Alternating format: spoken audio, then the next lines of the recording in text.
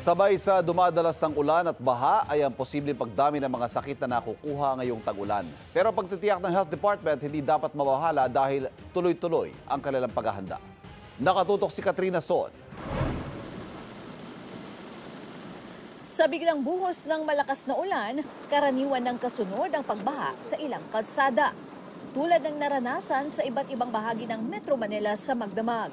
Abot baywang pa ang baha sa ilang lugar. At hindi maiwasan ng iba na lumusong sa baha.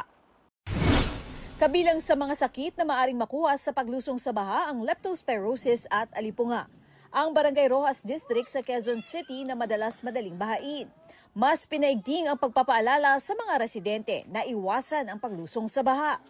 Si Princess, naranasan na raw magkaalipunga. Di na raw kinakaya ng bota ang baha na may kasamang putik. Maputik. Sobrang putik, tas madumi, kahit anong bota mo po. Hindi, Pero yung iba po, nakabota na rin po. Taon-taon daw, nagkakaalipunga ang 68 taong gulang na si Teresita. Halos lahat dito ng tao nagkakaalipunga pag bumabaha. Makirot, masakit. Talagang matindi ang sakit.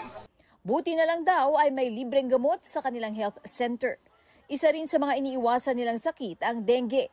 Kaya tulong-tulong daw ang lahat para maiwasan ito. Kapag tag-ulan, unang binabantayan namin ay dengue. Bago dumating ang mga pagbaha, meron na pong paglilinis sa mga estero, pag-spraying, kapaligiran. Karaniwang sakit tuwing tag-ulan ang waterborne diseases, influenza-like illnesses, leptospirosis at dengue o wild diseases. Yung WIL, si waterborne, si influenza-like, saka si leptospirosis, wala pa kaming napansin, no, nakakaiba.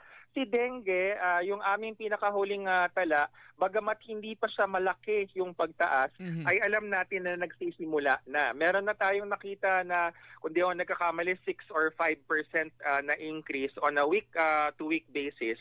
Kasi alam natin tag-ulan na eh. So talagang magsisimula na yan. Base sa datos ng DOH, 6,217 ang naitalang kaso mula May 11 hanggang 24. Mas mataas ng 6% kesa sa April 27 hanggang May 10. Sabi ng DOH, hindi raw kailangan mabahala dahil tuloy-tuloy ang kanilang paghahanda. It's not alarming, Christian, dahil alam natin na ito yung panahon talaga na tumataas. No? Patuloy yung operation ng ating dengue fast lane. Kapag nakita ng doktor o ng nurse na mukha kang dengue, ano yung ibig sabihin mukhang dengue? Yung mga simptomas mo, yung pinanggalingan, mukhang kinagat ng lamok, ganyan. Ibig sabihin, yung processing time mo, bibilisan namin.